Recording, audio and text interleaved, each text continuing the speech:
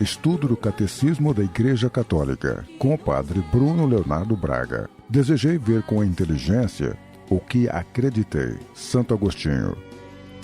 Tuas asas que nos elevam em contemplação. Desde o último programa, nós estamos meditando sobre a celebração sacramental do Mistério Pascal, falando dos elementos comuns a todos os sacramentos na sua dimensão celebrativa. E esse trecho do catecismo ele está organizado em torno de 4 perguntas: quem celebra, como celebrar, quando celebrar, onde celebrar. No último programa nós falamos sobre quem celebra, e no programa de hoje nós vamos começar a falar sobre o como celebrar. Pois bem, primeira coisa que é preciso considerar quando nós falamos sobre o modo da celebração dos sacramentos são os sinais e os símbolos.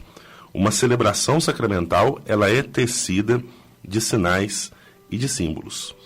Segundo a pedagogia divina da salvação, o significado dos sinais e símbolos, ele deita raízes na obra da criação e na cultura humana, adquire precisão nos eventos da antiga aliança e se revela plenamente na pessoa e na obra de Cristo. Por isso nós vamos tratar agora dos sinais, dos símbolos da celebração sacramental, a partir desses 3 pontos de vista. Sinais são sinais do mundo dos homens, são sinais da aliança e são sinais assumidos por Cristo. E por fim, nós os veremos como sinais sacramentais, sinais que comunicam a graça de Deus para nós. Tratemos primeiro desses sinais como sinais do mundo dos homens. Na vida humana, sinais e símbolos ocupam um lugar importante. O homem, ele é, ao mesmo tempo, um ser corporal e um ser espiritual, e por isso ele exprime e percebe as realidades espirituais por meio dos sinais e símbolos que são materiais. E sendo um ser social, o ser humano ele necessita destes sinais, destes símbolos para a sua comunicação.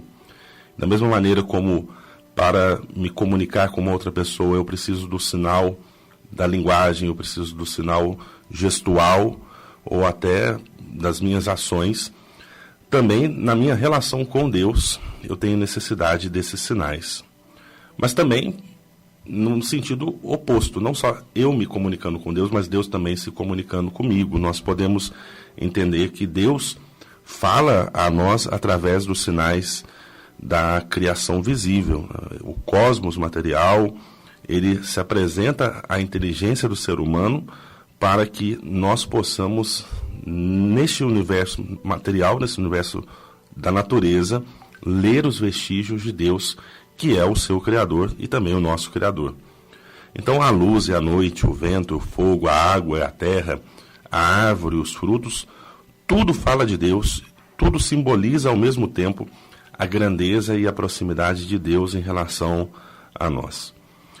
Enquanto criaturas, essas realidades sensíveis, elas podem se tornar o lugar da expressão da ação de Deus, que santifica os homens, e também da ação dos homens que prestam o seu culto a Deus. Isso acontece também com os sinais e os símbolos da vida social dos homens. Lavar e ungir, partir o pão, partilhar o cálice.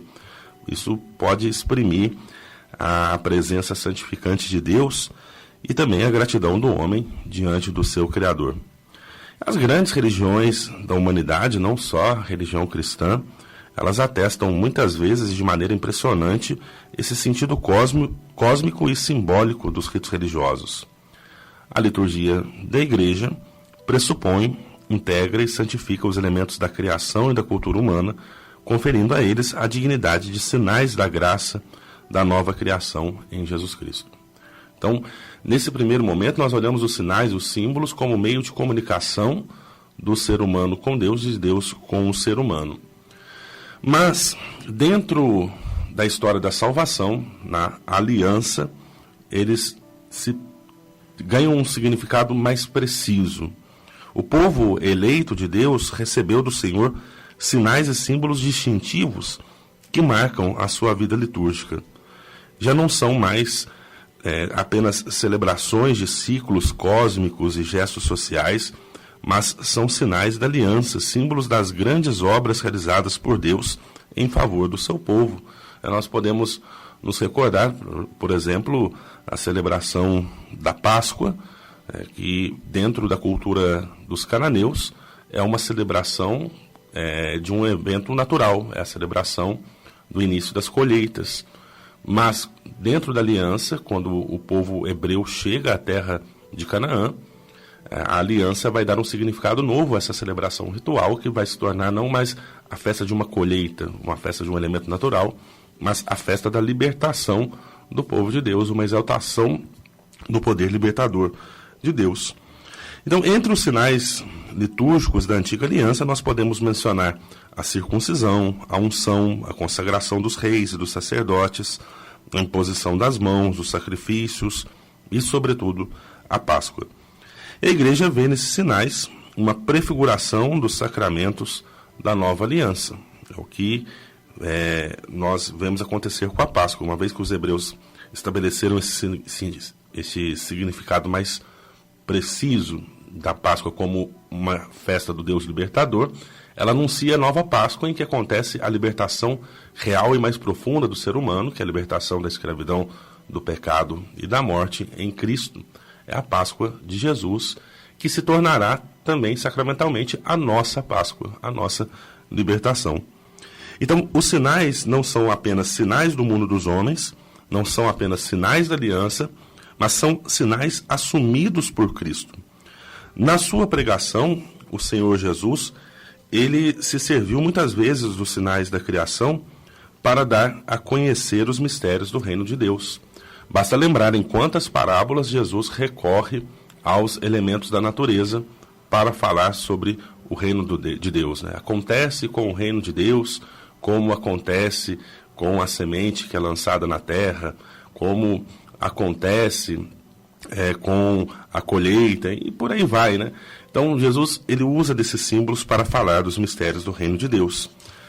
Também recorre Jesus aos símbolos para realizar curas ou sublinhar a sua pregação com sinais materiais ou gestos simbólicos, né? Nós podemos nos recordar, por exemplo, daquele episódio em que Jesus vai curar o cego e ele usa de um símbolo. Ele cospe na terra, faz lama e coloca essa lama sobre os olhos daquele homem para curá-lo. Então, um recurso simbólico de Jesus no exercício do seu ministério. E também Jesus dá um sentido novo aos fatos e aos sinais da antiga aliança, particularmente ao Êxodo e à Páscoa, por ser ele mesmo o sentido de todos esses sinais. Tudo aquilo que foi prefigurado na antiga aliança vai encontrar o seu pleno sentido e o seu pleno cumprimento na pessoa de Jesus. E uma vez que em Jesus estes sinais adquirem um significado novo, um significado maior de plenitude, desde que Jesus, tendo subido aos céus e enviado sobre a igreja o Espírito Santo, ou seja, desde Pentecostes, é por meio dos sinais sacramentais da sua igreja que o Espírito Santo vai realizar a santificação. Os sacramentos da igreja, eles não abolem, antes eles purificam e integram toda a riqueza dos sinais, dos símbolos do cosmos e da vida social. E além disso, realizam os tipos e as figuras da antiga aliança. Aquilo que era ainda velado na antiga aliança se torna claro em Cristo e se comunica a nós pelos sinais sacramentais. Os sinais sacramentais, eles significam e realizam a salvação operada por Cristo e prefiguram e antecipam a glória do céu. Mas da mesma maneira como quando nós falávamos sobre a missão de Jesus, nós dizíamos que ele era revelador do Pai, ou é revelador do Pai, por seus gestos e palavras, numa complementaridade entre os gestos e as palavras, ou seja, os gestos que dão conteúdo às palavras e as palavras que dão significado aos gestos realizados. Isso também acontece dentro da celebração dos sacramentos. Existe uma unidade entre as palavras e as ações. Uma celebração sacramental é o encontro dos filhos de Deus com seu Pai em Cristo no Espírito Santo.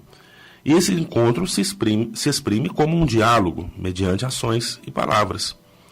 Sem dúvida, as ações simbólicas já são em si mesmas uma linguagem, mas é preciso que a palavra de Deus e a resposta de fé acompanhem e vivifiquem essas ações para que a semente do reino produza o seu fruto na terra fértil.